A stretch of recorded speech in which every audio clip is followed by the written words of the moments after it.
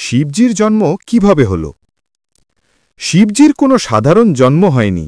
শিব পুরাণ ও বিষ্ণু পুরাণে বলা আছে, এক সময় ব্রহ্মা ও বিষ্ণুর মধ্যে কে শ্রেষ্ঠ তা নিয়ে এক ভয়ানক তর্কের সৃষ্টি হয়।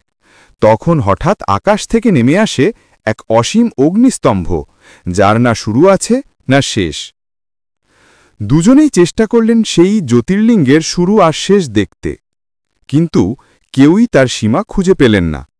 ঠিক তখনই সেই অগ্নিস্তম্ভ থেকে প্রকাশ পেলেন ভগবান শিব, যিনি বললেন, আমি না শুরু না শেষ, আমি সর্বত্র, আমি পরম সত্য। তখনই সবাই জানল, শিব কোনো সৃষ্টি নন, তিনি অসীম শক্তির স্বয়ংভূরূপ, অর্থাৎ যিনি নিজেই নিজের দ্বারা প্রাকট হন। রুদ্ররূপে শিবজির প্রকাশ।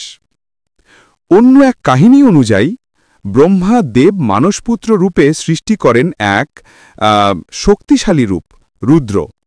রুদ্রের ক্রোধে সমগ্র বিশ্ব কেঁপে ওঠে। তখন ব্রহ্মা তাকে শান্ত করেন এবং বলেন, তুমি জগতের রক্ষক ও সংহারক, তোমার নাম হোক শিব। সেই থেকেই রুদ্রই পরিচিত হন ভগবান শিব নামে। শিব সৃষ্টির চেতনা। শিবজির না কোনো দেহগত জন্ম আছে, না কোনো অন্ত। তিনি চেতনা, শক্তি এবং সর্বব্যাপী অস্তিত্ব। তিনি ব্রহ্মার সৃষ্টি শক্তি, বিষ্ণুর পালন শক্তি এবং মহেশ্বরের সংহার শক্তির মিশ্র প্রকাশ।